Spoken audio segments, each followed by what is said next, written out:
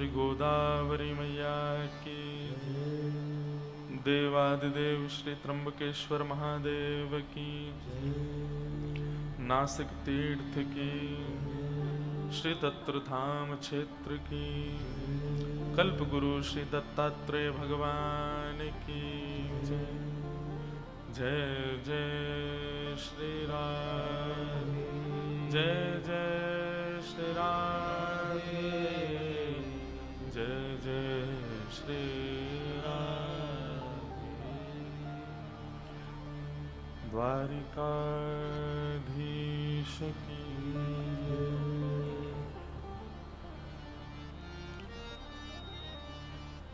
परम मंगल में प्रात प्रकलेश्वर अकारण करुणा वरुणालय भक्त वांछा कल्पतरु दरिद्वित विनिंदित पीताम्बरधारी श्री बाल कृष्ण लाल की, श्री दत्त भगवान की वांगमयी शब्दमयी वाणीमयी प्रतिमूर्ति हम आप सबके मध्य में विराजमान श्रीमद् भागवत महापुराण को बारंबार प्रणाम।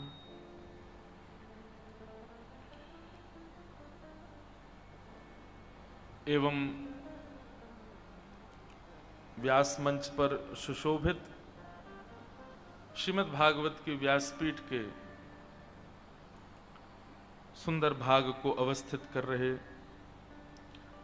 चार वेद और उन वेदों के पाठ के रूप में पाठक के रूप में विराजमान चारों गुरुजन श्री राघवेंद्र भट्ट जोशी जी महाराज, पूज्य श्री अभय पाठक जी, पूज्य श्री दिनकर जोशी जी, पूज्य श्री कृष्ण शास्त्री पलस्कर गुरु जी, चारों गुरुजनों को बारंबार प्रणाम करते हुए हमारे परम पूजनीय प्रातस्मरणीय श्री दत्त भगवान के परम चरण सेवक, जिनके अनुग्रह से हम आप सब लोगों को मास पर्यंत श्री गोदावरी जी पर निवास करने का अवसर मिल रहा है, श्रीमद् भागवत की मधुरतम कथा श्रवण का अवसर मिल रहा है, इतने वैष्णवों का संग, इतने उत्सवों का आनंद लेने का अवसर मिल रहा है।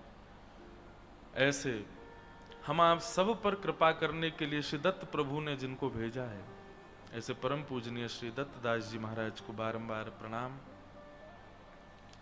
एवं हमारे मध्य विराजमान निवाणी से श्री पांडुरंग भगवान को जिन्होंने खूब रिझाया है, आज भी रिझाते हैं, ऐसे परम पूजनीय प्रातस्मरणीय श्री मुकुंद काका जी को बारंबार प्रणाम। और उपस्थित यहाँ पर समस्त विप्रवृंद, गंधर्वजन और आप सभी श्रोता भाई बंधु मातृशक्ति सबको मेरा बहुत बहुत जय श्री कृष्ण, जय सिया राम, जय श्रीमन नारायण, हर हर महादेव, दिगंबरा। मास पर्यंत की ये कथा अब अपने विश्राम की ओर अग्रसित हो रही है। आज से लगभग 9 दिवस बाद मास कथा का यहाँ विश्राम होगा अक्षय तृतीया पर। परम आनंद के साथ में हम आप सब लोगों ने खूब सुख श्री गोदावरी जी का, यहाँ के सब वैष्णवों के दर्शन का प्राप्त किया। मैं एक बात कथा में कहा करता हूँ,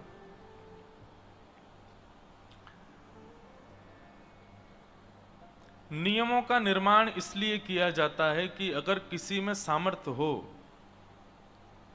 और सामर्थ्य किसकी, नियमों का निर्माण इसलिए किया जाता है कि कोई अपने प्रेम की सामर्थ्य के, अपने प्रेम के सामर्थ्य से, अपने भाव की सामर्थ्य से, या फिर अपने तप की सामर्थ्य से, अपने भजन की सामर्थ्य से ठाकुर जी का वह नियम टूटे। उन नियम में है ही इसीलिए कि आप उनका नियम तोड़वा सको। नियम 2 ही कारणों में तोड़ा जाता है, या तो आपत्ति काल में बहुत बड़ी विषम परिस्थिति हो, और या फिर कोई अत्यंत प्रेमी हो। 2 ही समय पर नियम टूटता है। आपत्ति काल में नियम टूटे तो क्षोभ होता है, पर किसी प्रिय के सन्मुख नियम टूटे तो आनंद होता है, प्रसन्नता होती है। हमारे परम पूजनीय श्री महाराज जी का इतने वर्षों का स्पर्श का नियम है, वो किसी का स्पर्श नहीं करते। ऐसा नहीं है कि स्पर्श इसलिए नहीं करते कि हम लोग कोई योग्य नहीं है, ऐसा भाव नहीं है। भाव यह है कि हम इतने अधिकारी नहीं बन पाए कि इतने भजन भाव में युक्त रहने वाले को हम छू सकें। इसलिए महाराज जी ने ही नियम रखा कि कोई स्पर्श ना करो, उससे घाटा हम ही लोगों को होना है। अगर उतना भाव नहीं होगा हृदय में, उतना भजन नहीं होगा, उतना जीवन में तप नहीं होगा और स्पर्श हम करते हैं, तो फिर और जो बचा हुआ है थोड़ा बहुत वह भी नहीं रह पाएगा। लेकिन कल महाराज जी ने अपना स्पर्श प्रदान किया और उसके बाद का जो अनुभव है वो अनुभव ना तो बताने का विषय है, बस यहीं तक कह सकते हैं कि कल तक मैं आमंत्रित व्यक्ति था पर कल स्वीकार कर लिया गया। कल तक मैं मेहमान था पर कल सदस्य बन गया। अरे यहाँ के कई सदस्यों को भी स्पर्श नहीं हुआ है, महाराज जी ने तो हमको स्पर्श कर लिया। महाराज जी एक बात तो स्पष्ट है, ये तन वृंदावन नहीं छोड़ सकता। ये तन तो सदा वृंदावन ही रहेगा, वृंदावन का त्याग नहीं कर सकता। और ये वाणी कभी भागवत जी को नहीं त्याग सकती। तन वृंदावन नहीं छोड़ सकता, वाणी भागवत जी को नहीं छोड़ सकती, हृदय श्री लाल जी का त्याग नहीं कर सकता। और अब अगर ऐसा कहूं तो मेरा जो आत्मा है, मेरी जो चित्त है, मेरी जो आत्मा है, वो आपका त्याग नहीं कर पाएगी। सदा उसका वो प्रेम, वो भाव जो अब बन गया है वो कुछ और ही है। अब उसका मैं क्या, नारद जी महाराज नारद भक्ति सूत्र में कहते हैं प्रेम क्या, बोले जो वर्णन ही ना किया जा सके वही प्रेम है। जिसका वर्णन हो जाए वो प्रेम नहीं हो सकता। कल पूज्य श्री हमारे परम पूजनीय श्री राधा कृष्ण जी महाराज पधारे, आपके साथ बैठ के बहुत देर तक चर्चा होती रही कक्ष में। इतने भक्तों के चरित्र हम दोनों ने एक दूसरे को सुना दिए, फिर यहाँ की चर्चा हुई, सब बात हुई। पर वास्तव में एक ही बात है कि जैसा हम कथाओं में कहते हैं, जैसा हम संत का भेष बताते हैं, जैसा हम व्यक्ति के जीवन की परिकल्पनाएं कथाओं में बताते हैं, वो यदि अनुभव करने का अवसर मिला है तो वो श्री दत्त धाम में ही मिला है। आज तक इतने वर्षों में मैं तो अभी 7-8 वर्षों से कथा कर रहा हूं, 2015 से कथा प्रारंभ की। हमारे राधा कृष्ण जी महाराज तो मुझसे भी बहुत बड़े हैं, वो और पहले से कथाएं कर रहे हैं। उनका भी अनुभव यही था कि महाराज जी इतने वर्ष हो गए, इतनी जगह कथाएं की, इतने कोई ऐसा नहीं कि किसी संत को या किसी स्थान को कुछ ऐसा कहा हो कि वो इतना श्रेष्ठ नहीं, सब अपनी जगह सब श्रेष्ठ हैं। पर जैसा हम बोलते हैं, जैसा हम पढ़ते हैं भागवत में, जैसा हम वक्तव्य देते हैं, एक संत का स्वरूप कैसा होना चाहिए, एक मानव की दिनचर्या कैसी होनी चाहिए, एक मानव का भोजन कैसा होना चाहिए, एक मानव का भजन कैसा होना चाहिए, एक मानव के अंदर सद्गुण कैसे होने चाहिए, एक मानव को किन किन वस्तुओं का त्याग करना चाहिए, व्यवस्थित जीवन जीने के लिए किसको उपयोग में ले, किसी का अनुपयोग करे, ये सारे लक्षण जो भागवत में विद्यमान हैं वो सब दत्त धाम में देखने को मिलते हैं। अगर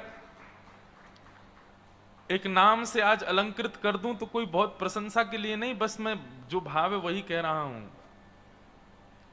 जिस प्रकार बद्रीनाथ को भू वैकुंठ कहा जाता है, ऐसे ही हमारे इस कलिकाल में पृथ्वी पर भारत में यदि ऐसा कह दूं कि भू सतयुग यदि है कलयुग में तो वो श्री दत्त धाम है। यहां कलयुग का प्रवेश नहीं है। और एक और नाम दे दूं तो सचल, या फिर ऐसा कहूं जैसे श्रीमद् भागवत जी जो हैं ये तो ग्रंथाकार में हैं, पर भागवत जी को ही दृष्टिगोचर करना हो तो श्री दत्त धाम का दर्शन करो। यहाँ के मानवों की दिनचर्या देखो, यहाँ के लोगों का व्यवहार, स्वभाव, प्रेम देखो। यहाँ निवास करने वाले सब लोग भागवत में हो चुके हैं और सबको एक सूत्र ने बांध रखा है, वो हमारे पूज्य महाराज जी। हमने महाराज जी दत्त भगवान का तो साक्षात्कार नहीं किया, पर आपको देख करके लगता है कि श्री दत्त भगवान ऐसे ही दिखते होंगे, ऐसे ही होंगे। कल जब आप हाथ पकड़ करके घूम रहे थे तो मेरे को ये, अच्छा मैं पिछली साल भी देख चुका था, श्री राधा कृष्ण जी का स्पर्श उस समय हुआ था। राधा कृष्ण जी 2 दिन तक सो नहीं पाए थे। तो जब कल आपने स्पर्श किया, मैंने कहा अगर महाराज जी ने मेरा स्पर्श किया तो कहीं मैं मूर्छित नहीं हो जाऊं यहां पर। तो मैं पहले ही ये बात अपने चित्त में अपना भेद खोल देता हूं, अपना राज बता रहा हूं। मैं पहले ही ऐसा सोच करके बैठा था कि मैं इंद्रेश नहीं हूं, जब ये मेरा स्पर्श करेंगे मैं गिरधर लाल हूं और ये श्री दत्त भगवान है, और मैं उसी भाव से ही स्पर्श करूंगा। और जब आपने देखा तो मैं नेत्रों में यही देख रहा था कि श्री दत्त भगवान ही घूम रहे हैं, उन्हीं की केश घुंघराले लहरा रहे हैं, उन्हीं के ही रुद्राक्ष दिख रहे हैं। नहीं तो हम तो साधारण सामान्य मानव है, हमारी कहां इतनी पहुंच कि हम आपका स्पर्श कर सकें। कल श्री लाल जी ही घूम रहे थे आपके साथ और श्री लाल जी का हाथ पकड़ के श्री दत्त भगवान ही यहाँ क्रंदन कर रहे थे, आनंद कर रहे थे। ऐसा लग रहा था श्री गोवत्स महाराज जी पधारे तो अब वो बड़े हैं तो वो बलराम जी, दत्त भगवान और कन्हैया तीनों आनंद कर रहे हैं, तीनों गोदावरी जी के तट पर नृत्य कर रहे हैं और तीनों नृत्य कर रहे हैं और तीनों की सुरक्षा में चारों ओर 4 वेद खड़े थे, चारों वेद खड़े हैं। तो परमानंद हुआ कल।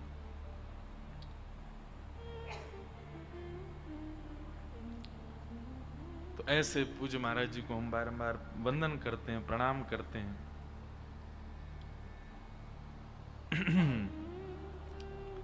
श्री दत्त भगवान के 24 गुरुओं पर हम लोग चर्चा कर रहे हैं और